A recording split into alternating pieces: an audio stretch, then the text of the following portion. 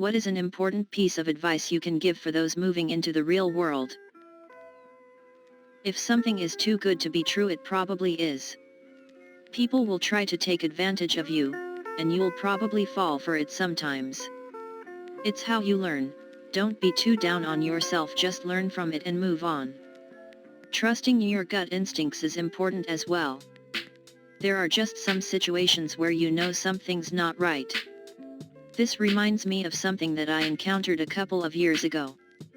So I was searching an online climbing forum to see if there were any good deals on a particular kind of climbing shoe that are my go-to. Climbing shoes need to be resold/replaced often, as the runner wears down with use. These particular shoes are La Sportiva TC Pros, and go for a little less than $200 a pair. Well, one guy contacted me and said that he could get me a brand new pair for $120. He had access to a pro deal program with La Sportiva, so I jumped right on that. When I went to pay him via PayPal, he told me that I could just send the money after I received the shoes. He put the order in to go directly to my house, and paid for it up front. So naturally I was thinking, this has to be a scam. No stranger would ever trust another internet stranger to pay after an item was received. But there is literally no way that he could scam me, so I agreed. 2 weeks later I received brand new shoes directly from the La Sportiva factory. I was amazed. I sent him payment and thanked him for his kindness. He didn't make any profit, he just did it to help out another climber. The climbing community is pretty good like that. I tend to be a lot more trusting with members of that community compared to if I'm selling some kind of electronics to a random person. Anyways, 99.99% of the time that there is something too good to be true, it's a scam. But that other 0.01% does exist. There will be someone who will hate your guts for no particular reason, even if you are friendly with them, or even more so. It will not be your fault. Agreed. Also, something I've been learning in the last couple of years, and it's taken me until my late 20s/early 30s, is that some people are literally just horrible, toxic, whatever, and that's what they are. And not a thing you do or say will change that. Don't waste the energy. And that someone can be even your family member. Don't feel awful for cutting off that toxic person even if they are close to you. The real world is actually really small. Be careful of burning bridges, because you'd be surprised how easy it is to run into someone years and years after you last saw them. Here's the biggest mind flamingo I've had related to this. I moved to a different town across the country for a new job. My current landlord is the mother of a girl I studied with in university on a separate continent. My rent is cheap. I live 8 minutes drive from work. The neighborhood is reasonably safe. Yet it's very accessible, which means I can invite friends to come over. I'd be out of the perfect place to live had I been mean to this girl. My mom made my preschool teacher cry, and now 10 years later she works with her. She says it's really awkward. This is true. Not that I've really experienced it, but my friend have. While studying, he had an internship for 6 months. He was promised a job as soon he graduated, and in the end they didn't have one after all. He was mad AF. He didn't have a job for a year, so he asked me if I might be able to give his CV to some of the bosses at my workplace, biggest insurance company in Denmark. Of course I did, and they gave him a call. The interview went really well, but they needed a reference. He called his old boss from the internship to hear if it was okay. It sure was, and the interviewer called the boss, and they spoke for 40 to 50 minutes. The old boss called my friend back and told him that he spoke very highly of him and was sad he couldn't give him a job. He got the job and is doing really well. He sees it as a sign from God that he was mature enough to close the door polite, while being angry. Also, if you have working days left after handing in your resignment, don't call in sick every day. It can haunt you. Definitely agree with this. My mom just got a promotion and a raise by switching jobs from a former employee. She's now the director of nurses in a big city, getting the year of experience she needs to earn $200K and a year, where her previous job wouldn't give her the job cause she didn't have the experience. If she had ranted at the former employee when she put in her resignation 20 years ago, she wouldn't have hired my mom. Never stop learning. Keep up with your old hobbies and interests, and pick up new ones. Takes classes, free ones, and pay for those you can afford. Join groups for people with your interests so you can learn from them and learn from teaching them. I think it's just as important to avoid complacency. It is incredibly addictive, and if you are not someone who has a surplus of self-discipline, reversing the bad habit is going go be a bee. Letting yourself having lazy days is fine and healthy, but keep yourself in check. They can quickly become the norm. This is seriously the best thing you can do for your mental health, aside from sleep. This is very important. Your brain is like a muscle, and learning keeps it in shape. Your ability to learn can degrade over time if you don't use it. Absolutely. I am tired of people that will say, "Oh, I can't do that," or "I don't know how to do that." Did you always know how to drive, how to do your current job, how to read? No, you learned it at some point. There is no need to stop learning once you're an adult. Online courses and YouTube are amazing resources. Take advantage of them. Try a home repair. I've calculated in the past that it could totally screw up most jobs 3 times and it would still be cheaper than hiring some, and then next time it won't take you 3 times. Don't just react to things. Think critically. Take a few seconds to analyze situations and come up with conclusions. Always be self-aware and never let people use your emotions against you. I'd add to this, think at least as critically about your own beliefs as you do of others. Never react to an opposing view with anger. Take some time to listen and consider it. There is always a chance you are wrong. Something my dad taught me that took him a long time to learn. Don't react. Respond. Take a second and process what you've just taken in before opening your mouth. The intensity of your social life will likely change, and this is mostly a good thing, but be prepared for it. Being outside of school means you are free from a lot of the weird drama that comes with doing everything in a closed system with roughly the same people. There is still drama, but you can almost always escape it because your life is divided now. You don't live with all your friends and work with them. On the other hand, making new social connections is a new challenge because you aren't thrown into a closed system with people all at your stage of life with many of the same problems. But making friends definitely happens. For me, wherever I was in life, it always took me about 1 year to make one new close friend. Patience is key. I would say you make fewer social connections, but a lot of them are of higher quality. A last piece of advice, don't view work as your only source, or even your primary source, for friends, dates, and hook ups. Try to keep part of your social life separate. College is the last time in life where everyone you know your age is roughly doing the same thing and experiencing the same challenges. From here on out, everyone's paths will differ, and that's okay. Some of your friends will get married or have children. Some won't. Work experiences and careers will be vastly different. You stop moving in lockstep with your peers. A last piece of advice, don't view work as your only source, or even your primary source, for friends, dates, and hook ups. Try to keep part of your social life separate. Where should I look, then? I don't think there's anything wrong with making friends at work. It's dating and hooking up that you should keep separate from your work life. Don't do where you eat. Bar, hobby like rock climbing, gym, or some do, church if that's your thing. There aren't that many options. Honestly, work is a good place for that in my experience. Where you feel comfortable. Some people do cosplay, some people like bugs, others sports, and so on. Go where you can feel comfortable and say/express yourself as you want to do. I'm not a bar person, unless there's a band I like, so I barely chit-chat at all there. Look after your teeth because they are expensive to fix. Toothpaste, a good toothbrush and dental floss are cheap, so use them well. Look after your credit rating. It is difficult to fix when it goes wrong, and also remember that things do go wrong, so perhaps have a small contingency available if you can.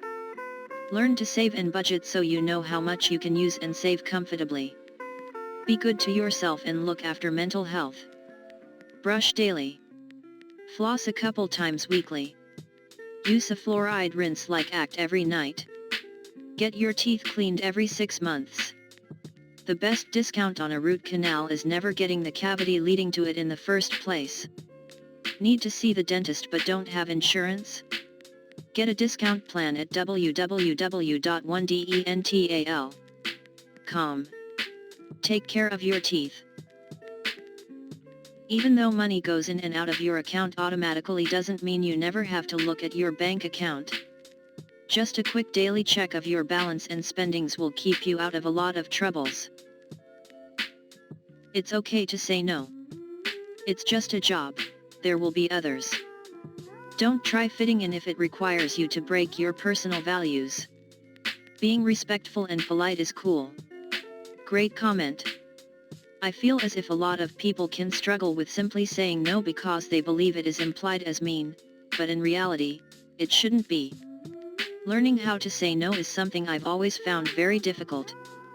I'm slowly getting better at it after over-allocating myself so many times because I have a hard time with this. Don't do what I did and burn yourself out in school and work because you can't learn one simple word. My God, especially if you're an engineer, including software. Saying no to things that can't be done safely or in the timeline given is your literal job. I don't know why people are always so scared of doing so either.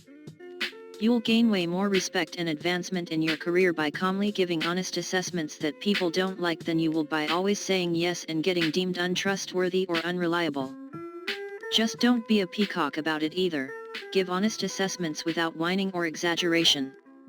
If someone asks you to cut corners, just don't. Doctors don't say, "Okay, I guess I won't wash my hands/equipment to save time/money this time," and neither should software engineers if they're working in critical applications. I had to learn to say no, and I am doing better at it, but now I am learning that no is a complete sentence. I don't have to give a reason or justification for the no, because then that gives it wiggle room. Don't waste your time worrying if you can help it. It just drags you down and makes you weaker. Hit the gym when you can, boy will it make you feel better. And smile. Make a conscious effort to smiling more. It'll be reciprocated and it will make you feel good. Apply the 10-10-10 rule. Will it matter in 10 minutes? Will it matter in 10 days? Will it matter in 10 years? Really helps put a problem into perspective. Consistently live below your means, save and invest the difference. Get a raise?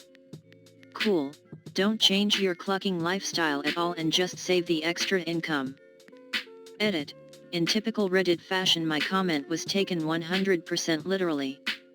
No caca, you should reward yourself every now and then, or use that raise to improve your life if it's not jolly. I'm talking about the people with already comfortable lifestyles upgrading for the sole reason of having more money now. If you're unhappy with your job, put tons of effort into finding a new one ASAP. Also learn to recognize toxic work environments. I once saw a guy quit his job in under 4 hours, just noped right out. A few years back I saw a dude quit immediately after a bad meeting. It was about 10 tech people in meeting. Boss outlines vision of new product. Tech dude explains why this is not a good idea. Boss has a rant about how he can't have negative people on the team and maybe tech dude needs to step out of the meeting while they finish up. Tech dude leaves room, goes to his desk and writes resignation. Boss was surprised, "Why you quitting?" Tech dude, "You don't want my input, you don't respect my views." When I was in uni I was super stressed. People would always say to me, "If you're this stressed now, wait until you get out into the real world." I've been out in the real world for 2 decades now and it's been so much easier than uni. Go out there and enjoy post-uni life. If you're this stressed now, wait until you get out into the real world. This, by the way, is one of the worst things you can say. If someone is convinced that their situation will never get better, they'll look for other ways out. Be very careful of being dragged into any sort of workplace drama/politics. That friendly coworker who is dishing you all the dirt as you learn the ropes is looking for allies. You have no obligation to hang out with these people in a social setting. This is great advice. Also, that coworker who tells you caw-caw about people behind their backs is probably talking caw-caw about you behind yours. Best workplace advice I ever got was keep your hands clean. Assume anything you do will only ever be witnessed without any of the context leading up to it. Even if someone else fully deserves retribution, don't stoop to, because it's very likely management or others will just see what you did and not what justified it. So true. Also, if a person is gossiping to you about other people, they sure as hell are gossiping about you to other people. If they talk caw-caw about everyone else to you, they talk caw-caw about you to everyone else. Just wanted to add, they aren't just looking for allies. They are looking for ammunition. They are sweet and friendly to your face, but I can already tell you the minute you're out of earshot they are speaking the same way about you. And it is absolutely not worth it. You don't have to know how to do everything. Knowing how to learn, and being willing to put the effort into learning it, is more important than knowing any one skill. Your attitude is more important than aptitude. An employer can teach you the specific skills needed, but if you aren't a person that people want to be around, then why would they bother? I was looking for this comment. Unless you do something very technical where you actually do have to be super smart to do the job well, the majority of your career success is going to come from being liked by the people who matter.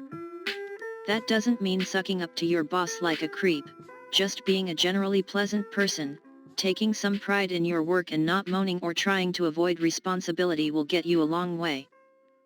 Once you leave school, things like this, usually, matter a lot more than your grades or qualifications. Also, don't put too much faith in internet career advice. There are millions of different jobs and even more different workplaces, and all of them will have their own culture. You need to understand the one you're in and act accordingly. Being the guy who's obsessed with corporate speak and performance targets in a laid-back environment is going to set you back just as much as being too casual in a formal one. Your employer is usually a neutral party at best. Rare exceptions to this exist, but as a rule your boss is not your friend and does not have your best interests at heart. They have you there to make money off of your labor, no more and no less. This is a business arrangement. Learn to automatically see this as the default. You need to look out for your own interests. Get a better offer elsewhere? Don't think for a second you owe loyalty to your boss. They'd replace you in a heartbeat if you keeled over at your desk. Similarly, mental health days are sick days. Don't trick yourself into believing that you're letting the team down because you need to take care of yourself. No one else at your job is going to take care of you. At best they will do the bare minimum to meet legal requirements.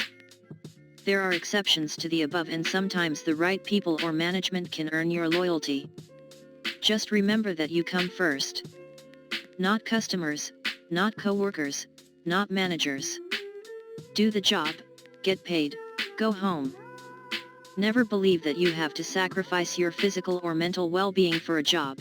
They don't pay you enough for that. Ever.